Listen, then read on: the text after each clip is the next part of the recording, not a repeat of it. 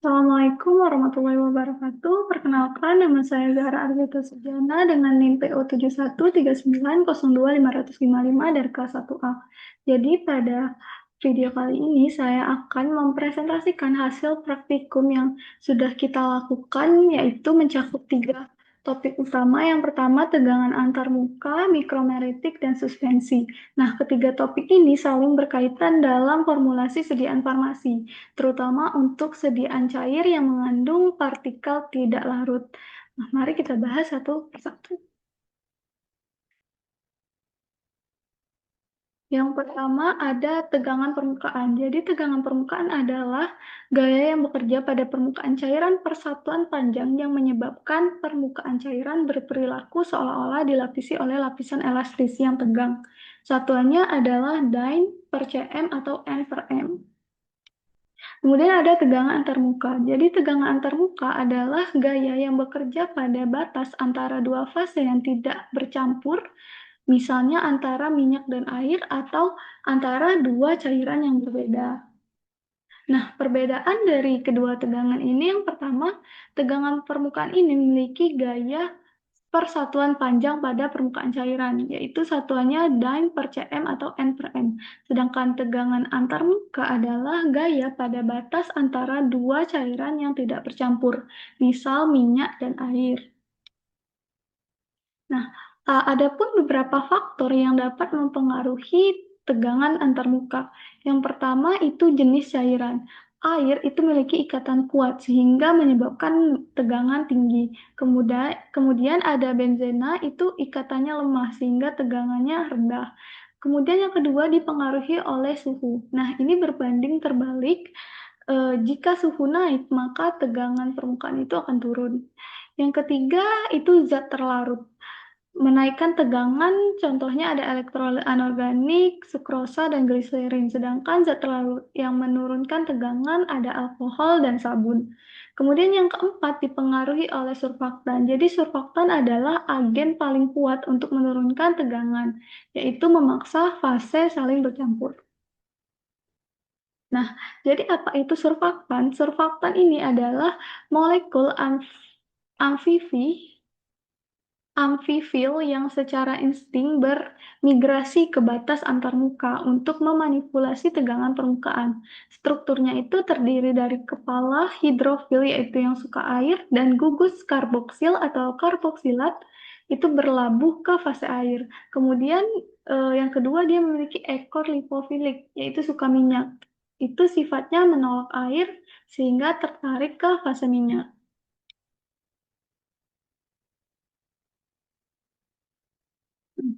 Jadi bagaimana cara surfaktan ini bekerja? Yang pertama itu dispersi. Jadi ketika ditambahkan ke dalam larutan, ia akan mencari cara untuk melindungi ekornya yang suka minyak dari air. Kemudian yang kedua ada adsorpsi, yaitu surfaktan ini berkonsentrasi tepat di batas fase antar muka minyak dan air, sehingga memadati area tersebut. Kemudian yang ketiga ada penataan dan emulsifikasi. Jadi surfaktan itu memisahkan kedua cairan ini secara mekanis, menurunkan tegangan antarmuka secara drastis. Nah, jadi ada beberapa metode yang digunakan untuk mengukur tegangan permukaan. Yang pertama itu metode kapilaritas. Nama lainnya adalah capillary Rice method. Karakteristik yaitu metode paling sederhana dan paling akurat untuk mengukur tegangan permukaan cairan dengan gas. Nah, jadi prinsip dasar dari metode ini adalah fenomena yang terjadi. Yang pertama, cairan akan naik secara spontan dalam tabung kapiler, yaitu tabung yang sangat sempit. Kemudian yang kedua, kenaikan ini terjadi karena adanya tegangan permukaan. Nah, prosesnya yang pertama ada gaya adhesi, yaitu antar cairan dan dinding tabung, melebihi gaya kohesi antar molekul cairan. Yang kedua, cairan ditarik ke atas sampai mencapai keseimbangan. Nah, kondisi keseimbangan, prinsip utamanya, ketika cairan naik, maka gaya ke atas sama dengan gaya ke bawah. Gaya ke atas itu berasal dari tegangan permukaan yang menarik cairan ke atas sepanjang keliling tabung. Sedangkan gaya yang ke bawah itu berasal dari blood column cairan yang telah naik. Prosedurnya, yang pertama itu bersihkan tabung kapiler hingga benar-benar bersih. Yang kedua, celupkan tabung vertikal ke dalam cairan uji. Yang ketiga, tunggu hingga cairan berhenti naik. Yang keempat, ukur tinggi kenaikan cairan atau H dari permukaan wadah ke meniskus.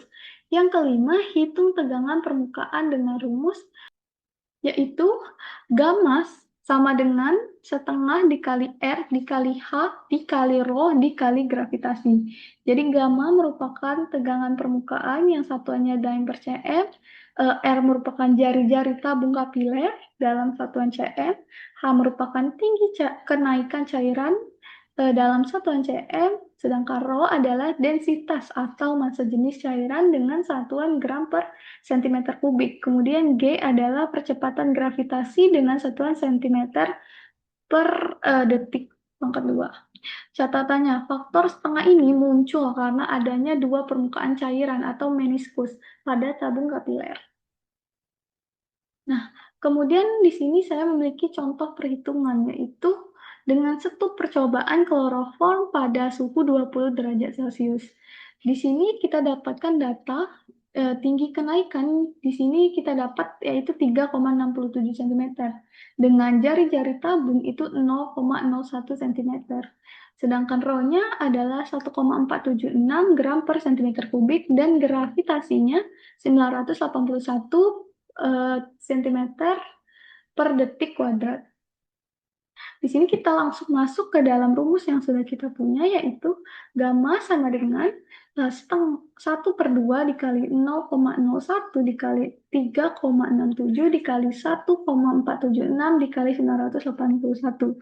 Hasil akhirnya didapat nilai gamma sebesar 26,6 Dym per cm. Nah, kesimpulannya, tegangan permukaan kloroform pada suhu 20 derajat Celcius adalah 26,6 Dym per cm. Nah, adapun kelebihan dari metode kapilaritas ini. Yang pertama, dia sederhana dan murah, yaitu hanya perlu tabung kapiler dan penggaris. Yang kedua, itu akurat untuk cairan murni yang membasahi dinding kapiler, atau sudut kontaknya sama dengan 0 derajat. Kemudian yang ketiga, itu tidak memerlukan faktor koreksi rumit seperti pada metode Dunoy. Kemudian yang keempat, ini cocok untuk praktikum pendidikan farmasi karena prinsipnya mudah dipahami secara visual. Nah, sedangkan kekurangan dari metode kapilaritas ini yang pertama hanya bisa mengukur tegangan permukaan, yaitu cairan dengan gas. Tidak bisa untuk tegangan antarmuka, yaitu cairan dengan cairan seperti minyak dan air. Kemudian yang kedua, ini mensyaratkan sudut kontak 0. Nah, jika tidak, akurasinya akan menurun drastis. Kemudian yang ketiga, ini tidak cocok untuk cairan kental atau cairan keruh karena kenaikan cairan lambat dan meniskus ini sulit dibaca. Kemudian yang keempat, ini kurang praktis untuk kontrol kualitas rutin di industri farmasi dibandingkan dengan metode Dunoy-Ring. Jadi, kemudian selanjutnya ada pengukuran tegangan permukaan dengan metode yang kedua, yaitu metode Dunoy-Ring. Nama lainnya adalah ring tensimeter method atau Dunoy tensiometer. Penemunya yaitu Pierre Lecomte Dunoy pada tahun 1883 sampai 1947. Karakteristiknya, metode ini serbaguna atau versatil karena dapat mengukur dua jenis tegangan sekaligus. Nah, prinsip kerjanya pada metode yang kedua ini, fenomena yang terjadi yaitu sebuah cincin platina atau platinum iridium ini dicelupkan ke dalam cairan, lalu ditarik ke atas secara perlahan. Gaya maksimum yang diperlukan untuk melepas cincin dari permukaan cairan sebanding dengan tegangan permukaan. Nah, prosesnya, yang pertama cincin dicelupkan tepat di bawah permukaan cairan. Yang kedua, cincin ditarik ke atas secara perlahan. Yang ketiga, terbentuk lapisan cairan atau lamela yang menempel pada cincin. Yang keempat, itu gaya tarik terus mengikat hingga lapisan putus. Yang kelima, gaya maksimum saat putus digunakan untuk menghitung tegangan. Nah, aplikasi dalam materi tegangan permukaan ini yang pertama itu sabun dan deterjen, itu menurunkan tegangan antar muka minyak dan air. Sehingga kotoran berminyak ini terlepas dan larut saat mencuci piring atau pakaian. Kemudian aplikasi dalam kehidupan yang kedua itu emulsi makanan. Itu menstabilkan campuran minyak dan air di dalam susu, mayones, es krim, dan mentega agar tidak terpisah. Kemudian yang ketiga untuk emulsi obat oral. Itu membantu obat berminyak seperti minyak ikan itu tercampur dalam air agar mudah ditelan dan dosisnya seragam. Yang keempat itu krim dan salep mencegah pemisahan minyak dan air dalam sediaan topikal seperti pelembab, dan tabir surya. Kemudian yang terakhir, suspensi obat. Membasahi partikel obat hidrofobik seperti paracetamol agar tersebar merata dalam air dan tidak menggumpal.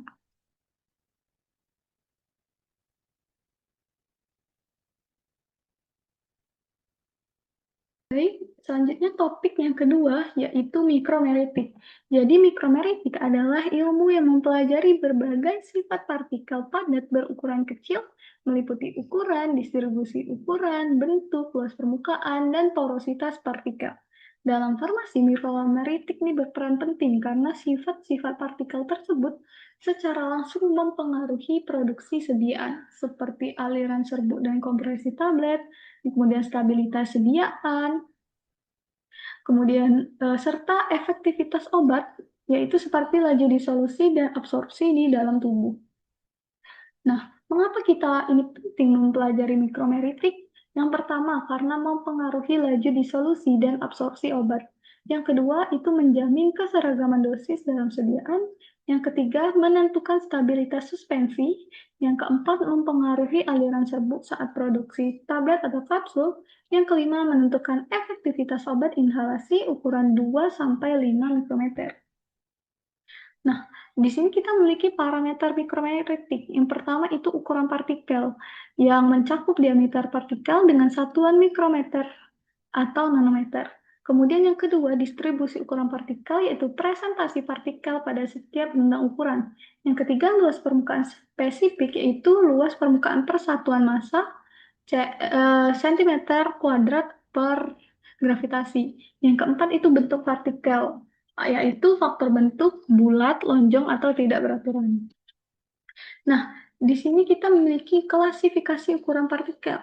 Jenis partikel yang pertama itu partikel kasar. Ukurannya lebih besar dari 1000 mikrometer. Yang kedua itu serbuk kasar, ukurannya 355 sampai 1000 mikrometer. Yang ketiga itu serbuk sedang, ukurannya 180 sampai 355 mikrometer. Yang keempat serbuk halus, yaitu 125 sampai 180 mikrometer. Yang kelima, serbuk sangat halus dengan ukuran 90 sampai 125 mikrometer. Yang keenam, mikronisasi dengan ukuran lebih kecil daripada 90 mikrometer. Dan yang terakhir, nanopartikel dengan ukuran kurang dari 1 mikrometer. Nah, pada mikromeritik ini kita memiliki 3 metode. Yang pertama yaitu mikroskop optik. Prinsipnya mengamati partikel secara langsung di bawah mikroskop yang dilengkapi skala mikrometer.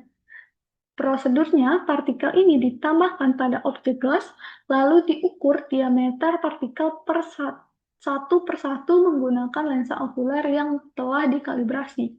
Kelebihan dari metode ini, yang pertama dapat melihat bentuk partikel ini secara langsung.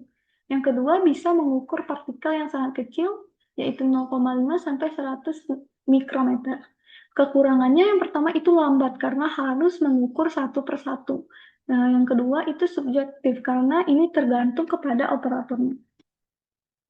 Kemudian metode yang kedua, ini ada sedimentasi. Partikel yang dijatuhkan dalam cairan ini akan mengendap dengan kecepatan tertentu sesuai hukum Stokes. Nah, rumus Stokes yaitu D kuadrat dikali ρ1 dikurang ρ2 dikali gravitasi dibagi 18 dikali eta.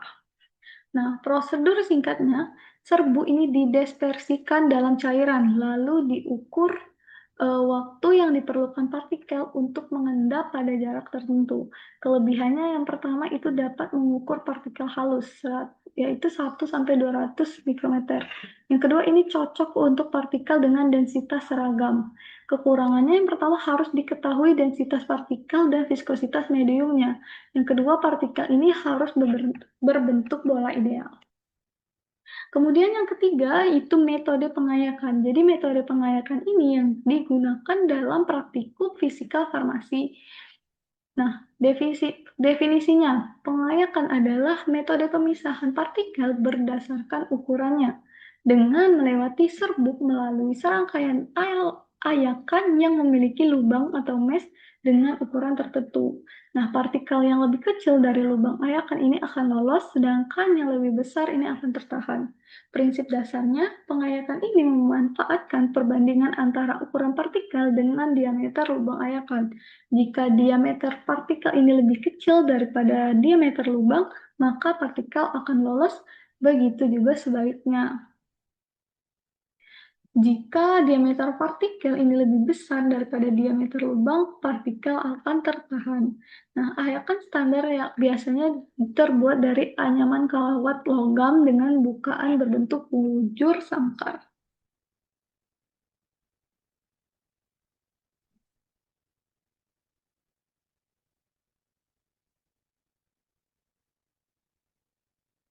Nah, adapun prosedur dalam praktikum pengayakan ini yang pertama itu penyusunan ayakan.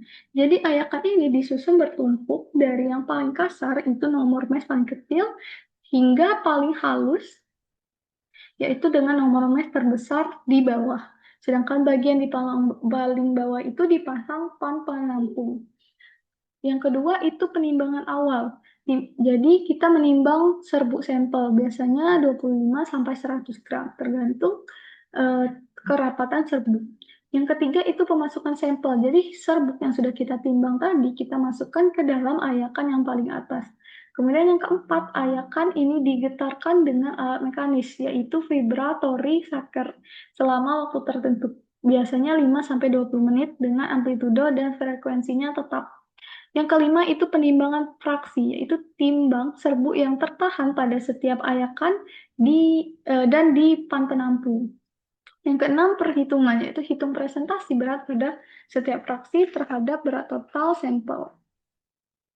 Nah, jadi ada dua jenis pengayakan. Yang pertama pengayakan kering atau dry sieving, yaitu serbuk langsung diayak tanpa cairan dan untuk partikel yang tidak mudah menggumpal.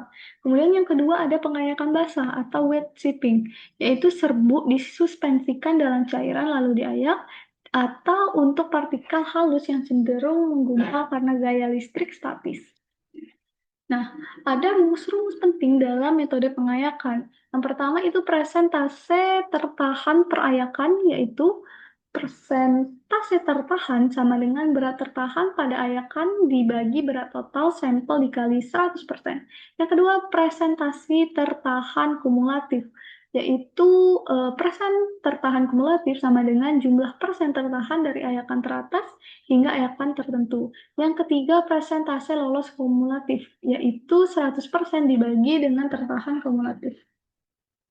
Nah, di sini saya memiliki contoh perhitungan. Dengan soal diketahui industri farmasi melakukan pengembangan serbuk. Dengan sampel awal yaitu 100 gram didapatkanlah hasil. Di sini kita mendapatkan nilai nomor ayakan dan R tinggal yang berdasarkan soal. Nah, pada nomor ayakan 850 terdapat 8 gram serbuk yang tertinggal. Nah, cara mencari R-nya yaitu serbuk yang tertinggal dibagi dengan total awal serbuk. Di sini kan yang tertinggal 8 gram. Kita bagi dengan 100 gram sehingga kita mendapatkan 0,08 gram. Begitu juga seterusnya sampai yang ke bawah. Kemudian R%. R% ini sama dengan persentase tertahan kumulatif. Di sini kita tertahan 8 gram serbuk pada nomor ayakan 285. Sehingga persen tertahannya yaitu 8%. Yaitu 8 dikali 100%. Kemudian lolos Lolos persen ini merupakan presentasi lolos kumulatif dengan rumus 100 dikurang persen tertahan kumulatif. 100 dikurang dengan presentasi tertahan yaitu 8 didapat, yaitu 100 dikurang 8 sehingga didapatlah lolos persennya 92%. Begitu juga dengan pada ayakan 600. Persen yang tertahan yaitu 12%. 100 dikurang, maaf, begitu juga pada nomor ayakan 600. Di sini yang tertahan itu tinggal 92%. Jadi 92% ini dikurangi pada nomor ayakan 12% sehingga dapat 80%. Begitu juga selanjutnya 80% dikurang 20% sehingga didapat 60%. Kemudian F ini didapat dengan membagi 92 ini dibagi dengan 100. 92 dibagi 100 dapat 0,92. Begitu juga pada nomor ayakan 600. 80 dibagi 100 dapat 0,8 dan seterusnya. Nah, 1 dikurang F ini kita tinggal mengurangkan 1 dikurang dengan data F yang sudah kita dapat. 1 dikurang 0,92 didapat 0,08. 1 dikurang 0,8 didapat 0,2 dan seterusnya. Nah, cara mencari LEARN ini bisa dengan menggunakan kalkulator atau bisa menggunakan Excel. Jadi caranya yaitu klik negatif, kemudian klik LEARN, masukkan data yang kita punya sehingga kita dapat data. Begitu juga pada tabel LEARN berikutnya. Jadi dari ini tadi data yang dimasukkan untuk mencari nilai A, B, R, dan R kuadrat itu berdasarkan nilai learn dalam kurung learn negatif learn dalam kurung 1 dikurang F dan learn X. Ini sebagai learn Y, ini sebagai learn X. Learn X ini didapat dari learn nomor ayakan. Nah, dari tabel yang kita dapat tadi, didapatkanlah hasil. Di sini didapatkan A-nya sama dengan negatif 14,1, B-nya 2,26, R-nya 0,97, R kuadratnya sama dengan 0,9402, sehingga kita langsung saja masukkan ke dalam rumusnya, rumus regresinya, yaitu Y sama dengan BX ditambah A. Y sama dengan B-nya 2,26, X dikurang A-nya negatif 14,1. Ini kita masukkan ke dalam rumus berikutnya, yaitu Y sama dengan NX ditambah C. Di sini kita perlu mencari learn X 0-nya, yaitu rumusnya C sama dengan negatif N kali learn X 0. C itu sebagai A, N itu sebagai B. Jadi C sama dengan negatif C sama dengan negatif N dikali learn X 0. C itu A, yaitu negatif 14,1, negatif N-nya negatif 2,26 dikali learn. Jadi X0 sama dengan negatif 14,1 dibagi dengan negatif 2,26 sehingga didapatlah didapat 6,23. Cara mencari learn X0 yaitu kita harus menekan Shift, kemudian baru kita klik learn dan masukkan data 6,23 ini. Didapatkanlah learn X0-nya yaitu 502,7. Nah, kelebihan pada metode pengayakan ini, yang pertama dia murah karena tidak memerlukan alat yang mahal. Yang kedua itu cepat, karena satu pengukuran hanya 5-20 menit. Yang ketiga itu sederhana karena mudah dilakukan dan tidak memerlukan keahlian khusus. Yang keempat dapat menangani sampel besar, cocok untuk kontrol kualitas produk. Yang kelima hasil dalam bentuk distribusi berat berguna untuk formulasi skala industri. Kekurangannya yang pertama batas ukuran minimal. Kemudian karena dia tidak dapat mengukur partikel yang lebih halus. Yang kedua, ini tidak cocok untuk partikel yang sangat halus karena gaya adhesi limfasi menyebabkan partikel menempel pada ayakan. Kemudian yang ketiga, partikelnya tidak bulat. Partikelnya itu bisa memanjang, bisa lolos meskipun ukuran sebenarnya lebih besar dari lubang. Kemudian Ayakan dapat tersumbat, jadi diperlukan pembersihan secara rutin. Yang kelima, pengayakan kering ini menghasilkan debu berbahaya untuk zat aktif toksik. Yang keenam, waktu pengayakan ini perlu dioptimasi. Terlalu singkat, maka pemisahannya tidak sempurna, tapi jika terlalu lama, partikelnya bisa pecah. Nah, ada beberapa faktor yang mempengaruhi hasil pengayakan. Yang pertama, kelembapan. Nah, serbuk lembab ini cenderung menggumpal dan menyumbat ayakan. Yang kedua, ini muatan listrik statis. Partikel halus ini saling tolak atau menempel, sehingga lakukanlah pengayakan basal. Yang ketiga, bentuk partikel. Partikel seperti jarum atau janin ini lebih mudah lolos dibanding partikel bulat. Yang keempat, ini beban sampel. Terlalu banyak, maka ayakan overload dan pemisahannya tidak akan sempurna. Yang kelima, itu waktu pengayakan harus ditentukan secara empiris untuk setiap sampel. Nah, aplikasi dalam kehidupan. Yang pertama untuk produksi tablet. Ukuran dan distribusi partikel granul ini mempengaruhi aliran serbuk saat pengisian cetakan, sehingga menjamin keseragaman bobot dan kekerasan tablet. Yang kedua ini formulasi suspensi. Dengan memperkecil ukuran partikel, kecepatan sedimentasi itu bakal menurun, atau hukum Stokes, sehingga suspensi ini lebih stabil dan tidak cepat mengendap. Yang ketiga ini obat inhalasi. Partikel ini harus berukuran 2-5 mikrometer agar dapat mencapai paru-paru. Terlalu besar, dia akan tertahan di tenggorokan, tetapi jika terlalu kecil, dia akan terhembus keluar. Yang keempat itu salep dan krim. Partikelnya yang halus, itu kurang dari 50 mikrometer, sehingga menghasilkan tekstur yang lembut dan tidak terasa kasar saat dioleskan ke kulit. Yang kelima itu pada industri pangan, seperti tepung terigu, gula halus, dan bumbu bubuk diayak agar ukuran partikelnya ini seragam sehingga tekstur makanan halus dan tidak bergerindil. Baik, selanjutnya kita memasuki topik yang ketiga yaitu suspensi. Jadi, suspensi ini adalah sediaan farmasi yang cair yang mengandung partikel padat obat yang tidak larut yang terdispersi secara merata dalam pembawa cair, biasanya pada air. Nah, partikel padat dalam suspensi ini memiliki ukuran yang relatif kasar, umumnya lebih besar daripada 1 mikrometer, sehingga cenderung mengendap jika didiamkan karena pengaruh gaya gravitasi.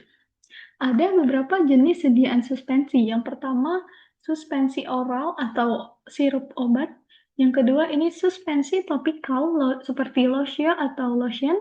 Yang ketiga ada tetes telinga. Yang keempat ada tetes mata atau ophthalmic. Yang kelima ada suspensi injeksi. Nah, keuntungan dan kerugian dari sediaan suspensi. Yang pertama, ini keuntungannya menutupi rasa pahit obat karena zat aktifnya tidak terlarut sempurna. Kemudian yang kedua, mudah ditelan oleh pasien anak-anak atau lansia. Kemudian yang ketiga, stabilitas kimianya jauh lebih baik dibandingkan yang larutan. Kerugiannya yang pertama ini rentan sedimentasi atau pengendapan partikel. Yang kedua itu fluktuasi keseragaman dosis jika tidak dikocok sebelum digunakan. Yang ketiga ini viskositas berlebihan menyulitkan penuangan. Yang keempat itu potensi caking atau endapan keras yang sulit terdispersi kembali. Nah, syarat suspensi ideal menurut Farmakopeia Indonesia 3, yang pertama ini partikel harus terdispersi sangat halus. Yang kedua ini tidak cepat mengendap ke dasar. Yang ketiga segera homogen kembali bila dikocok ringan oleh pasien. Nah, hukum Stokes, adapun rumus menurut hukum Stokes yaitu kecepatan pengendapan. Rumusnya yaitu V sama dengan D kuadrat dalam kurung rho 1 dikurang rho 2 dikali gravitasi dibagi 18 dikali EPA. Dengan masing-masing arti seperti yang tertera di dalam PPT ini. Kemudian ada strategi untuk memperlambat pengendapan. Yang pertama itu menurunkan D atau ukuran partikel, yaitu mikronisasi atau gross halus. Kemudian laju jatuhnya semakin lambat. Yang kedua ini naikkan ETA atau viskositas, yaitu dengan cara menambahkan suspending agent sehingga partikel tertahan lebih lama. Nah, ada peringatan di sini kalau terlalu kental suspensi itu akan sulit dituang dari botol. Jadi viskositasnya tidak boleh terlalu tinggi, tapi juga tidak boleh terlalu rendah. Nih, perilaku partikel ini terbagi menjadi dua, yaitu flokulasi dan deflokulasi. Pada aspek partikel, flokulasi ini agregatnya bebas atau besar, sedangkan deflokulasi ini terpisah individu, jadi partikelnya itu kecil. Laju endap pada flokulasi itu sangat cepat, sedangkan deflokulasi ini sangat lambat. Kemudian endapan pada flokulasi ini cepat terbentuk dan tidak mengikat kuat, sedangkan deflokulasi ini lambat terbentuk, kemudian bisa memadat atau caking. Yang keempat, aspek dalam redispersi. Pada flokulasi ini mudah, yaitu reversibel, sedangkan deflokulasi ini sulit atau mustahil atau irreversibel. Kemudian yang kelima, supernatan. Pada flokulasi ini jernih, sedangkan pada deflokulasi ini keruh. Nah, praktik terbaik adalah arahkan sediaan ini ke sistem flokulasi parsial untuk mencegah caking irreversibel. Adapun komponen kunci suspensi, yang pertama itu pembasahan partikel.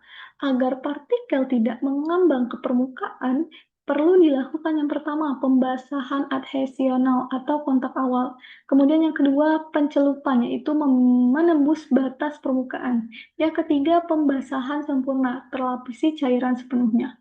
Kemudian yang kedua itu suspending agent. Ada beberapa golongan. Di sini ada golongan alam dan golongan sintesis. Golongan alam itu gom atau asacia atau teragakan, kemudian ada tanah liat, betonit, dan rentan suhu dan bakteri. Sedangkan pada golongan sintesis ini adalah turunan selulosa, yaitu CMC atau metil selulosa. Kemudian ada polimer organik. Kemudian yang ketiga lebih stabil karena viskositasnya presisi.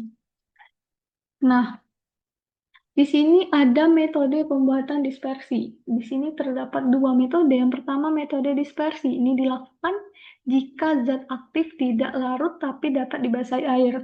Kedua, serbuknya digerus. Caranya, serbuk itu digerus halus lalu didispersikan ke cairan pembawa yang mengandung suspending agent. Kemudian metode yang kedua ada metode presipitasi. Ini dilakukan jika zat aktif larut dalam pelarut organik seperti etanol tapi tidak larut dalam air. Caranya zat dilarutkan dalam pelarut organik, lalu dicampur air sehingga partikel mengendap dalam ukuran mikro. Nah, pada metode dispersi, prinsip dasarnya metode dispersi ini bekerja berdasarkan pengecilan ukuran partikel atau mikronisasi dan pembasahan sempurna agar partikel padat dapat tersebar merata dalam medium cair dan tidak cepat mengendap. Syarat penggunaannya yang pertama zat aktifnya tidak larut dalam air, yang kedua jika zat aktif dapat terbasahi air, dan yang ketiga zat aktifnya stabil di dalam air. Di sini ada parameter evaluasi stabilitas suspensi. Yang pertama ini volume sedimentasi atau F. F ini kita atau F. F sama rumusnya F sama dengan FU dibagi F0. F itu tinggi akhir endapan, sedangkan F0 itu tinggi awal suspensi. Nah, nilai idealnya itu harus mendekati 1, karena sistemnya stabil dengan populasi longgar dan merata. Yang kedua ini reologi dan ukuran partikel. Yang pertama uji reologi ini adalah memastikan sediaannya mudah dituang.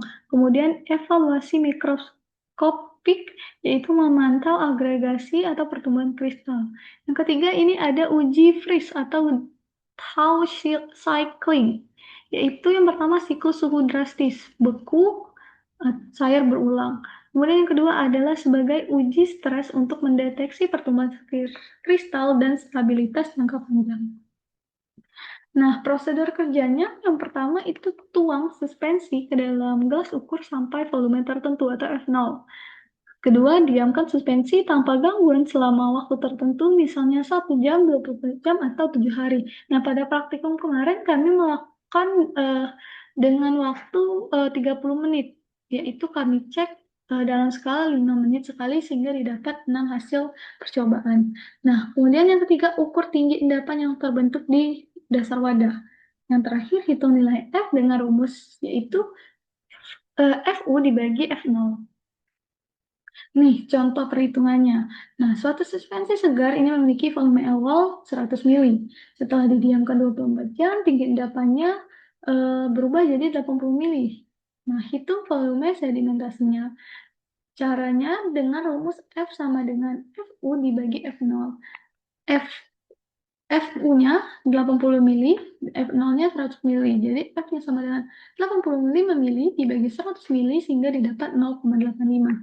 Nah, interpretasinya nilai F ini kan mendekati 1, berarti suspensinya ini cukup stabil dengan endapan yang masih longgar dan mudah terdispersi kembali. Adapun beberapa gejala kerusakan suspensi. Yang pertama itu settling atau pengendapan normal, yaitu disebabkan yaitu yang pertama turunnya partikel akibat gaya gravitasi, yang kedua sesuai dengan hukum Stokes, dan yang tiga masih dapat diperbaiki dengan pengocokan. Yang kedua itu caking atau pengerasan fatal. Nah, endapan bawah ini bakal membentuk massa padat sehingga terjadi jembatan kristal. Nah, pada masalah caking ini sulit atau mustahil untuk terdispersi kembali. Aplikasi suspensi di dalam kehidupan yang pertama itu sebagai obat oral anak dan lansia. Contohnya seperti sirup paracetamol dan antibiotik yang mudah ditelan. Kemudian ini menutupi rasa pahit karena obat pahit seperti chloramphenicol tidak terasa karena tidak larut. Kemudian yang ketiga itu sebagai lotion kulit. Eh, Kalamin untuk mengobati gatal, ruam, dan cacar air. Yang keempat itu tetes mata dan telinga, seperti suspensi kortikosteroid atau antibiotik untuk infeksi mata atau telinga. Kemudian yang kelima itu suntik lepas lambat, yaitu penisilin prokaine untuk injeksi dengan efek berkepanjangan. Itu saja penjelasan yang dapat saya sampaikan mengenai tegangan antarmuka atau tegangan permukaan, mikromeritik, serta suspensi. Nah, sebagai kesimpulan dari video praktikum kita kali ini, ada 3 poin penting yang harus diingat. Jadi tegangan permukaan ini adalah gaya yang terjadi antara dua fase, yaitu eh, gas dan cair yang dapat diturunkan dengan penambahan surfaktan. Yang kedua ini mikromeritik. Ini mengajarkan kita bahwa semakin kecil ukuran partikel, maka semakin lambat sedimentasinya sesuai hukum Stokes. Yang ketiga yaitu suspensi yang ideal ini harus memiliki partikel yang halus, viskositas yang sesuai, serta bersifat flokkulasi agar endapannya mudah terdispersi kembali. Nah, dengan memahami 3 konsep ini, kita sebagai farmasis dapat meracik sediaan suspensi yang stabil dan efektif untuk pasien. Terima kasih sudah menyimak video presentasi saya pada kali ini. Semoga bermanfaat. Saya akhiri. Wassalamualaikum warahmatullahi wabarakatuh.